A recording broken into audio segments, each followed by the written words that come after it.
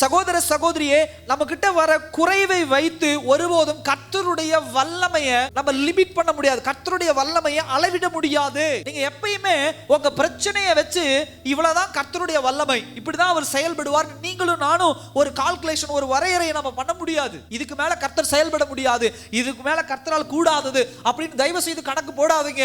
ஏன்னா இவங்களுடைய mind set அப்படிதான். என் செங்கடலை கடந்து வந்தாச்சு, ஏடா சுத்தி பார்த்தா எல்லாமே பாலைவனமா கிடக்குதுடா, எங்க இனிமே சாப்பாடு வரும்? எகிப்து போனா மட்டும்தான் சாப்பாடு, இனி இங்க வாய்ப்பே கிடையாது, குறைவு வந்துருச்சு, சாப்பாட்டுக்கு நீ வழியே இல்ல அப்படின்னு இவங்க ஒரு டெசிஷன் முடிவு எடுத்துறாங்க. உடனே கர்த்தரிடத்துல முறுமுறுக்கிறாங்க.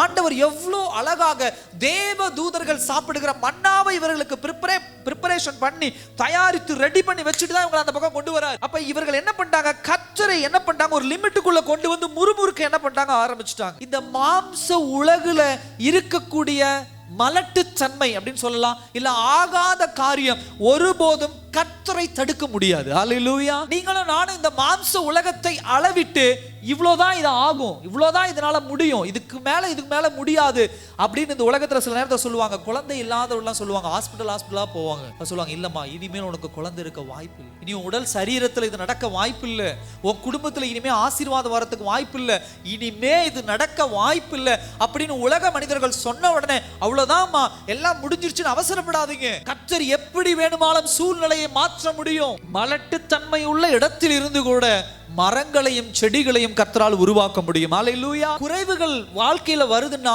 கர்த்தருக்கு தெரியாம, அவருடைய நாலேஜ் இல்லாம, அவருடைய அறிவு இல்லாம ஒரு குறைவையும் கர்த்தர் அனுமதிக்கிறவர் அல்ல. அல்லேலூயா. வேதவசனம் சொல்லுது, திராணிக்கு மேலாக கர்த்தர் நம்ம என்ன பண்ணுகிறவர் அல்ல, சோதிக்கிறவர் அல்ல. எத்தனை பேர் போட்டிருக்கு பைபிள்ல?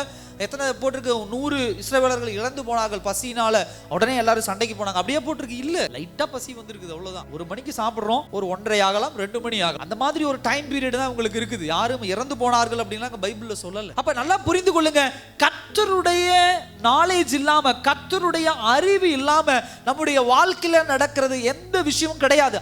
அவருக்கு தெரியும், செயல்பட அனுமதிக்கிறார். நீங்க சில நேரத்துல மனுஷர்களுடைய சூழ்நிலையை வைத்து இது இவர்கள் பண்ண தவறு, அவர்கள் பண்ண தவறு அப்படின்னு யார் தப்பு பண்ணாலும் சரி, உங்க குடும்பத்துல யார் தப்பு பண்ணாலும் சரி, உங்க உறவினர்கள் யார் தப்பு பண்ணாலும் சரி, உங்க தொழில்ல யார் தப்பு பண்ணாலும் சரி, யதார்த்தமா நடந்துருச்சு, கர்த்தருடைய அறிவு இல்லாம நடந்துருச்சு, கர்த்தர் இப்படி திரும்பி இருந்தார் அப்ப நடந்துருச்சு அப்படிலாம் கிடையாது. எல்லா விஷயத்தையும் ஏதோ ஒரு காரணத்துக்காக ஒரு விஷயம் நடக்கும்போது சரி நடக்கட்டும் அப்படின்னு கர்த்தர் அனுமதிக்கிறார். அதுல அவசரப்படக்கூடாது. பசியை கர்த்தர் அனுமதிச்சிருக்கிற அந்த நேரத்துல அதுக்கு ஒரு காரணம் உண்டு. உடனே நீங்க இதுக்கு மேல ஆகாது, இதுக்கு மேல நடக்காது, இதுக்கு மேல இது மாறாது, இதுக்கு மேல ஒரு சந்தோஷம் இருக்காது, சமாதானம் இருக்காது, இதுக்கு மேல இந்த காரியத்தை நம்ம கையில சுதந்திரிக்க முடியாது, கணக்கு போடாதீங்க. காத்திருங்க தேவ சமூகத்துல.